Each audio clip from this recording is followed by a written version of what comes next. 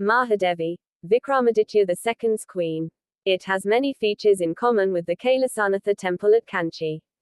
To quote Percy Brown, there is a bold beauty in the appearance of the Virupaksha temple as a whole which is best seen in the exterior.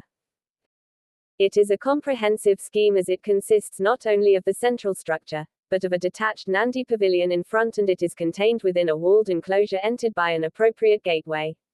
The main building measures 120 feet.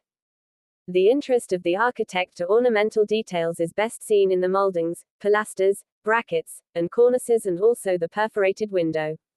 The exterior body of the temple consists of the niches in which are kept life-sized statues.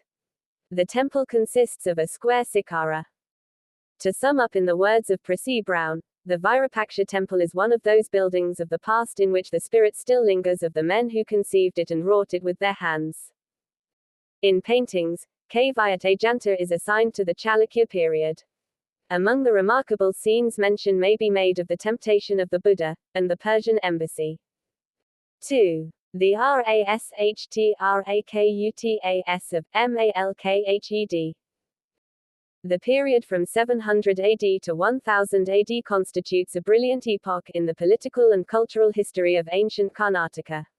During this period, the Rashtrakutas dominated the scene and richly contributed to the political and cultural history of India. Of the importance of the Rashtrakutas, S. Srikantha Sastry writes, if there was any period of the Indian history when Karnataka affected the fortunes of all India, it was during these centuries, for not even the later Vijayanagar Empire, which was powerful for 3 centuries in the south, wielded any influence on North India. It may also be pointed out that in contrast with the checkered history of the city of Kannauj, Manukaheta was a continuous center, not only of a vast empire from Cape Cameron to Uttar Pradesh, but of unique literary, artistic and religious activity, especially under Amahavasha and Ripatunga.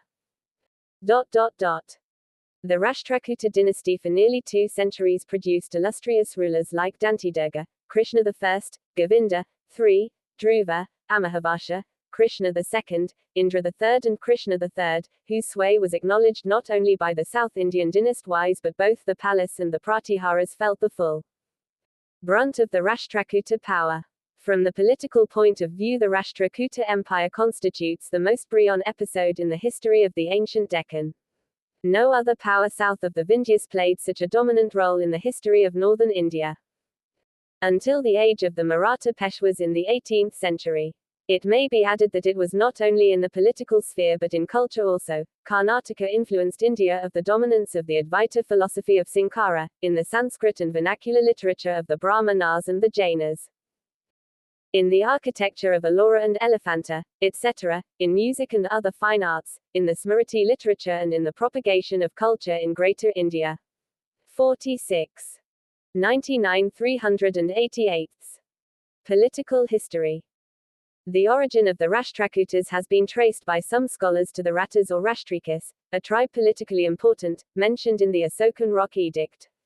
But H. Krishna Sastry derives the name of the Reddis of the Andhra country, who were village headmen, belonging to agricultural class. Historically, the Rashtrakutas claim to be Yadavas. The Rashtrakutas began the political career as the feudatories of the Chalukyas of Badami, and ultimately they founded their own dynasty in the middle of the 8th century, supplanting the Chalukyas.